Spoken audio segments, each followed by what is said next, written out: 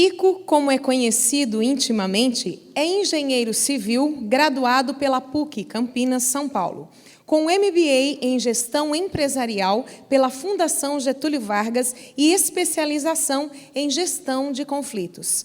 Diretor da Ladeira Miranda Engenharia, empresa com mais de 35 anos de atuação no mercado imobiliário, certificada em processos de implantação de certificações como ISO 14000, Sistema de Gestão Ambiental, ISO 9001, Sistema de Gestão de Qualidade e OHSAS 18000, Sistema de Gestão de Segurança e Saúde. Nosso segundo palestrante obteve, por 2 anos consecutivos, o prêmio de empresa mais sustentável no segmento, se posicionando entre as 100 maiores incorporadoras do país. Vem para cá, Cristiano Ladeira de Miranda.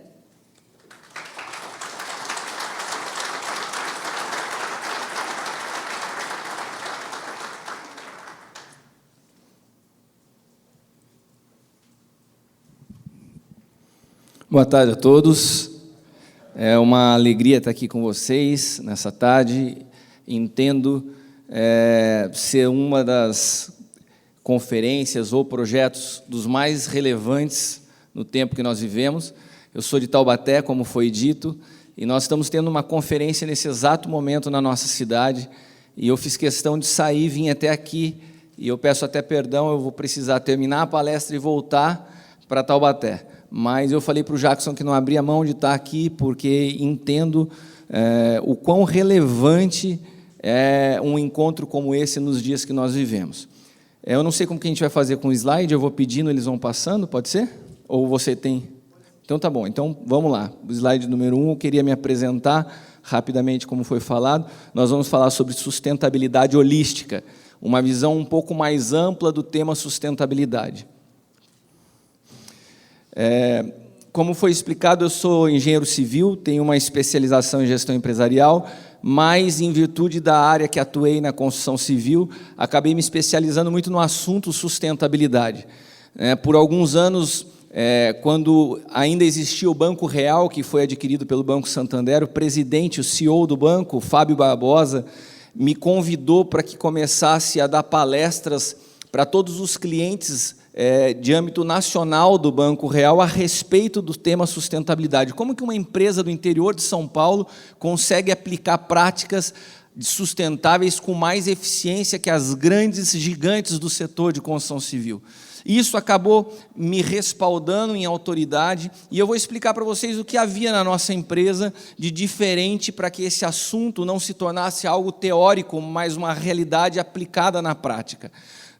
Então, aqui fala um pouquinho desse currículo, eu queria que você pudesse passar para o próximo, e como nós somos pessoas integrais, também não acredito na separação de vida secular, vida profissional e vida ministerial, nós somos íntegros em Deus. Eu queria também apresentar minha família, minha esposa, a Leila, nós somos casados há 21 anos, e temos 2 filhos, o Caio e a Bruna, que me fazem entender o conceito de sustentabilidade na prática, e vocês vão entender por quê. Eu queria falar com vocês sobre negócios sustentáveis. Não há mudança no mundo sem mudança no indivíduo. O grande equívoco, quero começar falando isso, o grande equívoco de sustentabilidade é achar que nós podemos transformar uma empresa em uma empresa sustentável sem transformação do indivíduo. É impossível transformação do mundo sem transformação do ser humano. O problema da Terra é um problema de governo, ou como o Ângelo falou, um problema de desgoverno.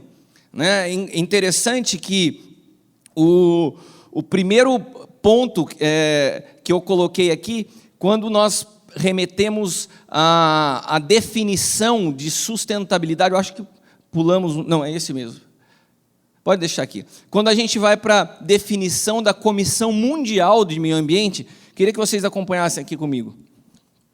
Muito obrigado. É o de cima? Beleza. Desenvolvimento sustentável é aquele que satisfaz as necessidades do presente, sem comprometer a capacidade das futuras gerações satisfazerem suas próprias necessidades. Esse é um conceito da Comissão Mundial de Meio Ambiente e que, na minha modesta opinião, está equivocado. Você fala assim, cara, que soberba, como que você consegue falar que a definição da Comissão Mundial de Meio Ambiente está equivocada? Vamos perguntar aqui nesse ambiente, quantos de vocês poderiam me definir a palavra sustentabilidade? Quantas são as palavras no nosso vocabulário que foram transformadas pela nossa cultura e são usadas de maneira equivocada? Você quer ver? As pessoas usam hoje no dia a dia a palavra sustentável como algo comum. É normal você ver pessoa falando assim, eu estou começando uma empresa e o importante é que ela seja sustentável. Não, você não quis dizer sustentável, você quis dizer viável. Agora, a palavra sustentabilidade se transformou em sinônimo de algo que funciona. Sustentabilidade não é isso. E assim a gente vai perdendo definições por causa do abrasileiramento das coisas, para tentar encaixar no nosso vocabulário uma oratória, um discurso mais eloquente, se ajusta as palavras de forma equivocada.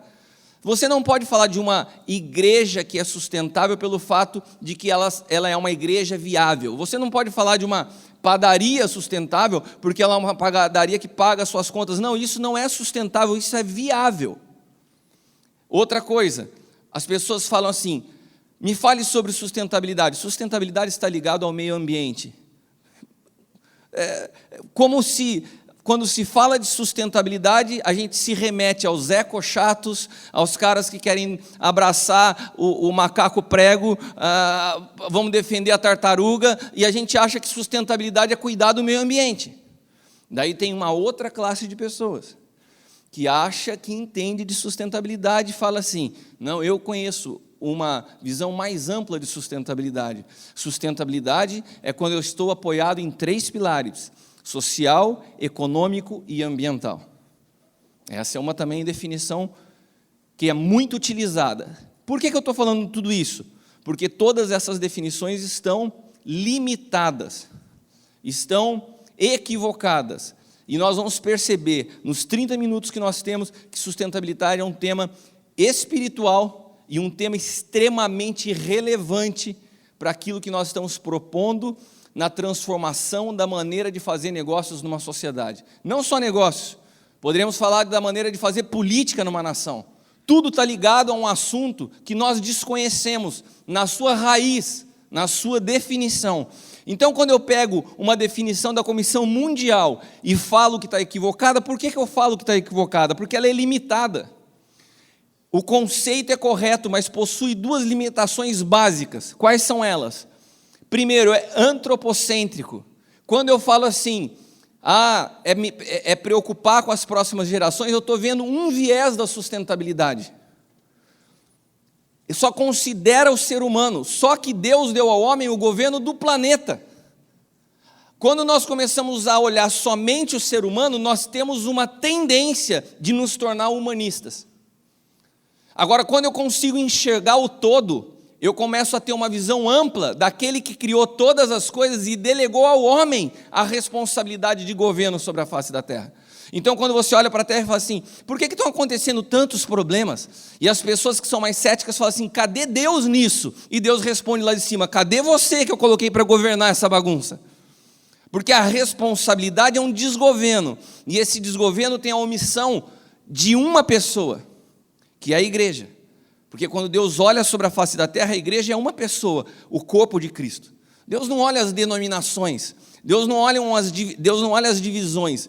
Ele vê um povo que é como um corpo, que tem um cabeça, responsável pelo governo de toda a criação. Esse desgoverno não pode ser restrito somente à figura do ser humano. Então, quando o conceito de sustentabilidade da Comissão Mundial, ele ignora a comunidade de vida, todos os outros seres vivos que também precisam da biosfera, ele está sendo limitado na sua definição. Quantos estão me acompanhando no raciocínio? Sim? O primeiro versículo que eu separei para ler foi o que o nosso amigo acabou de mencionar na palestra anterior. Gênesis 1, o Ângelo do 27 e 28. Criou Deus o homem à sua imagem, A imagem de Deus criou, o homem e mulher os criou, e Deus os abençoou e lhes disse: frutificai e multiplicai, enchei a terra e sujeitai, dominai sobre os peixes do mar, sobre as aves do céu, sobre todo animal que se move sobre a terra. Deus deu ao homem a responsabilidade de governo da criação. Quando nós vemos no 7º dia a Bíblia falando que Deus descansou, não é que Deus falou assim: caramba, criar uma girafa não é fácil, eu tenho que tirar um dia de repouso. Não, Deus ele vê na criação do homem que acontece no 6º dia, uma maneira de dar sequência ao legado daquilo que ele havia criado. Ou seja, é a continuidade do trabalho que havia feito. Eu posso descansar, porque hoje eu tenho alguém à minha altura para conduzir aquilo que eu criei. Quando o homem se omite dessa responsabilidade, ele começa a gerar um problema de governo. Agora vamos em frente. Uma abordagem, então, se eu tenho a ousadia de falar que a definição da Comissão do Meio Ambiente está errada, qual seria a minha abordagem mais ampla de sustentabilidade? Uma mudança de mentalidade, onde a partir do indivíduo se restaura o governo em todas as esferas. Nós vamos chegar no caso da minha empresa. Como que eu torno um conceito como parte da vida? Se não há mudança no indivíduo, não há mudança no negócio. Se não há mudança do indivíduo, não há mudança na sociedade. Se não há mudança no indivíduo, não há como se aprender uma teoria que não é a realidade. É o que a sustentabilidade se tornou na nossa nação e em muitos países do mundo. Um conceito, fruto de uma necessidade, mas que não se tornou uma realidade de vida. E tudo que não se torna vida é frágil. Então a abordagem mais ampla de sustentabilidade me aponta para algo. O homem precisa entender o governo do eu. Um homem incapaz, e nós vemos muitas vezes em situações como a que vivemos no nosso país hoje, da falta de gasolina por causa da greve. Eu não sei se vocês presenciaram as brigas que aconteceram nas filas aguardando abastecimento. A necessidade aponta o nível que a sociedade está vivendo hoje. Eu vi algumas chamadas na televisão de pessoas ensanguentadas na fila esperando gasolina porque saíram no tapa porque alguém cortou a fila no meio do caminho. O ser humano aponta, na hora da necessidade, o nível que ele está vivendo intelectualmente e a visão de vida. Não existe preocupação com o próximo. Deixa eu correr para garantir o meu. Então, o problema de sustentabilidade, o problema das próximas gerações, não é um problema de falta de água, não é um problema de poluição no meio ambiente. A raiz é mais profunda, a raiz é o egoísmo do homem. Se você não trata a natureza do homem, todas as outras coisas são consequências. Então, a primeira coisa que precisa se levar a um conceito de sustentabilidade, e eu estou falando de algo que implica no teu negócio. Se você não leva cada colaborador do teu negócio a entender o governo do eu, corpo, alma e espírito, nós estamos fadados a ter problemas de gestão. Sustentabilidade também trata do governo do nós. Como a minha vida impacta as relações à minha volta? Qual é o impacto social que produz a minha atividade econômica? A consciência do que nós denominamos pecado. Você sabia que o que nós chamamos, ou que a Bíblia define como pecado, produz um impacto social? Quantos homens nós temos aqui? Levante sua mão. Você sabia que a sua pornografia escondida produz impacto na sociedade? Você sabia que cada vez que você escondido entra no computador e fica vendo vídeo, e fica vendo fotos, e fica entrando numa vibe ali escondidinha, aquilo que parece que é privado tem um impacto na tua família e na sociedade? Você sabia que nenhum pecado está restrito ao homem, ele produz um peso social violentíssimo? Nós estamos diante de uma geração de órfãos de pais vivos, porque não tem a consciência do impacto social do pecado. Isso é sustentabilidade. Como tratar uma sociedade que não conhece nem a definição da palavra? Consciência do impacto futuro. Você sabia que cada atitude nossa, cada efeito que produzimos, cada interação nossa com o mundo e com as pessoas tem um impacto futuro? A falta de consciência do que eu faço hoje, o que produz amanhã, é a falta de discernimento profético. Um povo sem visão profética é um povo que vive do hoje, sem saber para onde está indo amanhã. E quando nós perdemos essa visão, essa consciência, os nossos negócios são conduzidos pela necessidade, não por um propósito. Nós somos limitados, somos reativos, porque perdemos uma capacidade de visão profética, entender o impacto que as minhas ações hoje produzem no futuro. E por que tudo isso é interessante que nós possamos discernir? Porque nós precisamos restaurar a consciência do que é verdade. Preste atenção, a verdade não é o teu pensamento correto sobre algo. Verdade se tornou algo subjetivo em nossos dias, porque muitas pessoas entendem que verdade é uma junção de fatos corretos, mas verdade não se trata disso e nem de uma opinião que sobrepõe a outra. A verdade é uma pessoa, a verdade é uma natureza. Jesus disse: eu sou o caminho, a verdade e a vida. A verdade é uma natureza. Então, quando Deus olha para o planeta, Ele não vê indianos, Ele não vê chineses, Ele não vê muçulmanos, Ele não vê um povo, Ele não vê uma multidão dividida em classes sociais, religiosas ou políticas. Ele não vê evangélicos, católicos, espíritas. Deus não olha para a sociedade, Deus não olha para o mundo como nós olhamos, com os nossos preconceitos e as nossas mazelas. Deus olha para o mundo e Ele vê duas naturezas. Ele vê dois tipos de pessoa. Ele não vê essa multidão de coisas que nós vemos, porque a nossa visão de verdade está distorcida. Deus olha duas naturezas: Adão ou Cristo. A natureza adâmica caída ou a natureza regenerada de Cristo. Aqueles que experimentam da natureza de Cristo conseguem ter uma visão corporativa da vida. Eles morrem para uma visão singular, pessoal, individual e egoísta e nascem para uma visão coletiva que se chama Reino de Deus. Agora, quando nós estamos numa natureza adâmica, não importa que você seja evangélico, se a sua natureza continua sendo a natureza de Adão, você é um evangélico egoísta. Não importa qual seja a tua religião, profissão ou sua classe social, se você é rico ou pobre, a sustentabilidade não está ligada a isso, está ligado à natureza, porque é impossível ensinar Adão a ser alguém que pense no coletivo. Adão tem como natureza o egoísmo. Não se trata de sustentabilidade sem transformação de natureza. É impossível você conseguir produzir uma visão sustentável sem mudança de natureza. Você consegue entender o que eu estou te dizendo?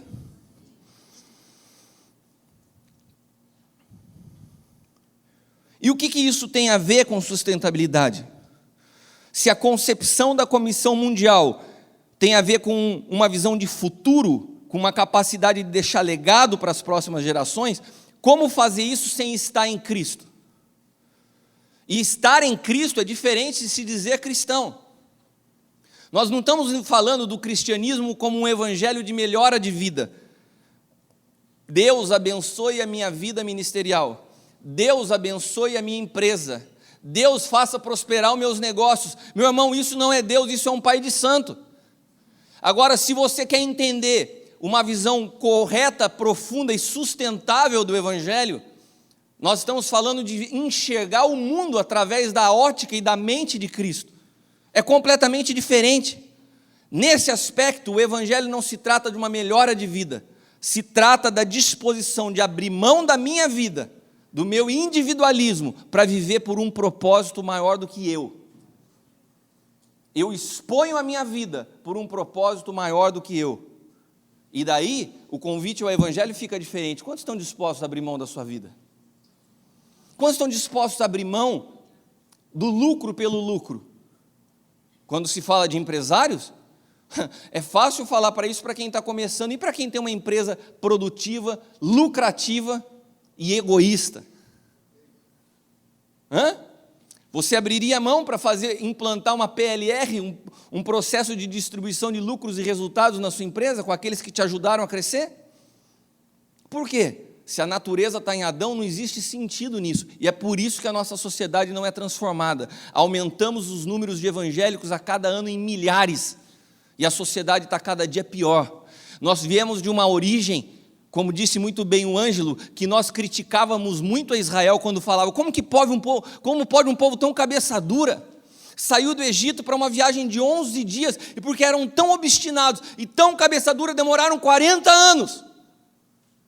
Quando eu vejo uma igreja que tem 2000 anos e não atinge o seu propósito, eu falo, cara, será que Israel era tão cabeça dura quanto nós? São 2000 anos, onde a gente aumenta a quantidade de pessoas, sem poder efetivo de transformação. Um povo infantilizado, porque é um povo egoísta. Egoísta. O meu ministério, a minha igreja, o meu trabalho, Deus abençoa as minhas finanças. Não existe sustentabilidade numa natureza adâmica, meus irmãos. Na minha humilde opinião, sustentabilidade é a gente ter a capacidade de dar um salto ao futuro. Mas não um salto ao futuro sem produzir transformação no hoje. É um salto ao futuro produzindo transformação na realidade do dia de hoje. Um salto ao futuro, mas com os pés fincados no presente. Por isso que sustentabilidade é ser profético. Cara, a resposta para o mundo está na igreja. Quando eu sou profético, eu consigo entender o amanhã e caminho hoje, porque Deus nos colocou no mundo para ser ponte geracional. Nós conectamos passado e futuro quando conseguimos ler a história presente. Mas a natureza adâmica se opõe a isso. Porque ela é centrada no eu, ela é egoísta, ela é orgulhosa. Veja o que o apóstolo Paulo diz a respeito disso quando ele orienta o seu filho na fé, Timóteo. 2 Timóteo 3, capítulo 3, versículos 2 e 4, diz assim, Paulo estava tendo uma visão profética dos nossos dias. Haverão homens amantes de si mesmo, avarentos, presunçosos, soberbos, blasfemos, desobedientes a pais e mães. Falava com o Anderson isso hoje, a dificuldade de pessoas de prestarem contas a outra. Uma geração que conhece a Jesus hoje, entrou no YouTube, viu meia dúzia de palavras e já quer dar aula para o seu pastor. Intelectuais do Google, leram meia dúzia de livros e acham que o evangelho se trata de conhecimento humano. O tal da geração Y, eu vejo esse conflito dentro da empresa. Engenheiros com 30 anos de graduação têm dificuldade de se relacionar com estagiários e engenheiros recém-formados, porque essa juventude não consegue respeitar uma geração que veio antes, e um povo que não sabe conectar, honrar o passado, não consegue se preparar para o futuro. Ou nós honramos os nossos pais, ou nós descumprimos um princípio bíblico, e sem a honra de quem veio, não há construção para o que vem. Uma natureza com essas características jamais compreenderá de fato o que é sustentabilidade. É como você pegar um pitbull que mordeu 5 pessoas na rua, traz para casa e fala, ele é meu animal de estimação, e põe nele uma focinheira.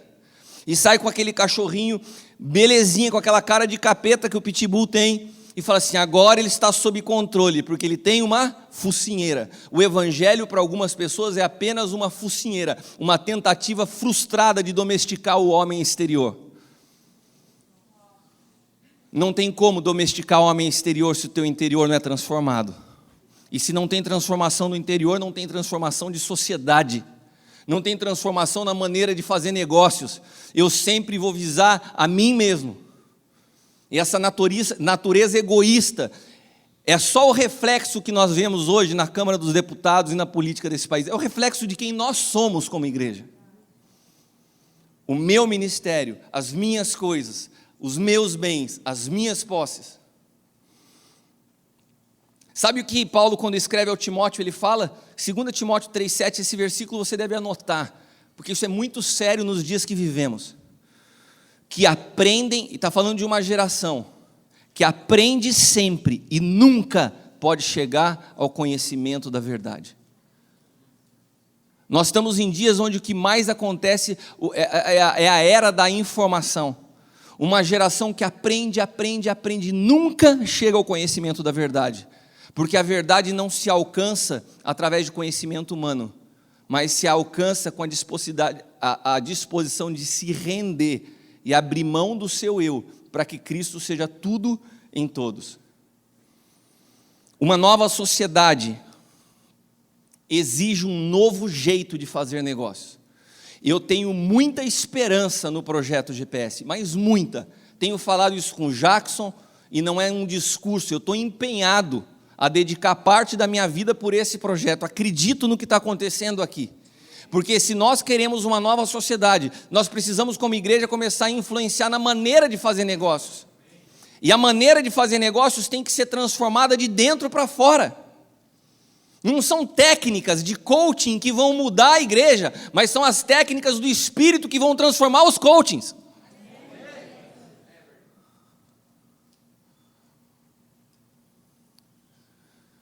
Então eu queria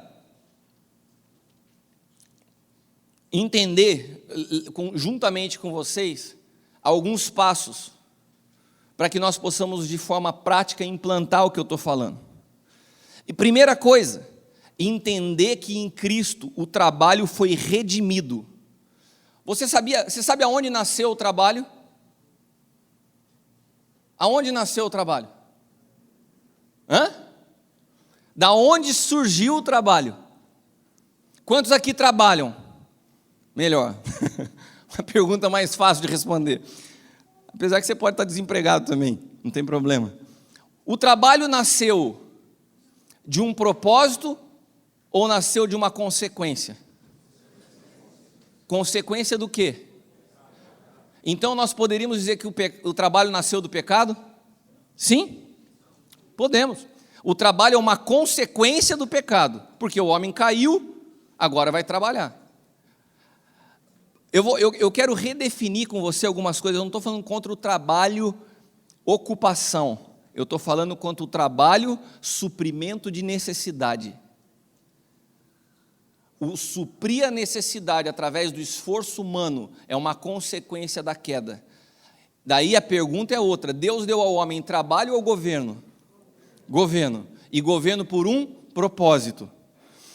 O homem trocou o governo por um propósito pelo trabalho, por causa do pecado. A minha pergunta para você é: hoje você trabalha para suprir tua necessidade ou você vive por um propósito? Porque quando a palavra de Deus diz que nós entramos no reino, Mateus capítulo 6 diz o seguinte, que todas as coisas que nós chamamos de necessidade, Deus supre. Então a responsabilidade de suprir vem dele. Eu vivo por um propósito. Agora, quando eu trabalho para suprir, eu inverti o papel. Eu tenho um trabalho e não uma ocupação por um propósito. Em Cristo, o trabalho foi redimido. Se nós queremos de fato estar em Cristo, nós temos que sair de uma situação onde eu produzo para suprir minha necessidade e passo a viver por um propósito. Quando eu vivo por um propósito, eu tenho o suprimento vindo de outra fonte, que é o Senhor, e não minha. Isso vai requerer de mim o quê? Fé. O justo viverá pela fé. Eu não dependo mais do meu trabalho, eu dependo do Senhor, porque eu sei que eu estou no seu propósito. Muda todas as coisas. Nós estamos falando de sustentabilidade, tá bom? Mateus 6 diz isso, irmãos. Não andeis inquietos. Por quê? O que comeremos, o que beberemos, em que posto abasteceremos, com que nos vestiremos?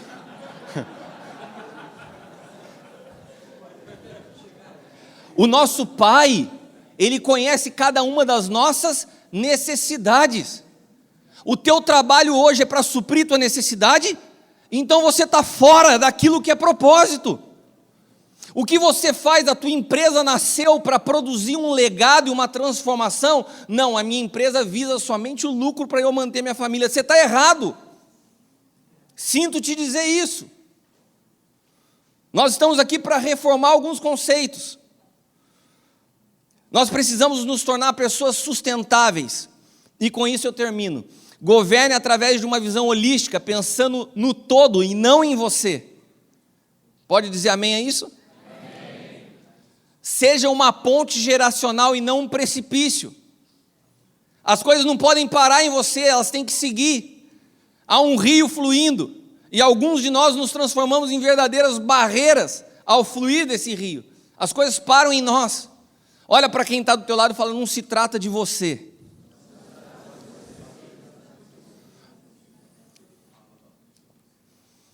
Seus projetos são sustentáveis. Depois do que nós ouvimos nessa rápida explanação, você avaliaria o negócio ou o teu trabalho ou a tua empresa como algo sustentável? Eu quero repetir essa pergunta, preste atenção aqui, eu tenho 1 minuto para encerrar. Depois do que você entendeu sobre sustentabilidade, você avalia o teu negócio como sustentável dentro dessa ótica? Se não, como disse o apóstolo Luiz Hermínio, era melhor que você não tivesse ouvido o que eu falei, porque hoje você tem consciência daquilo que o Senhor entende como sustentável. O alvo é lucro ou propósito? Preste atenção nisso.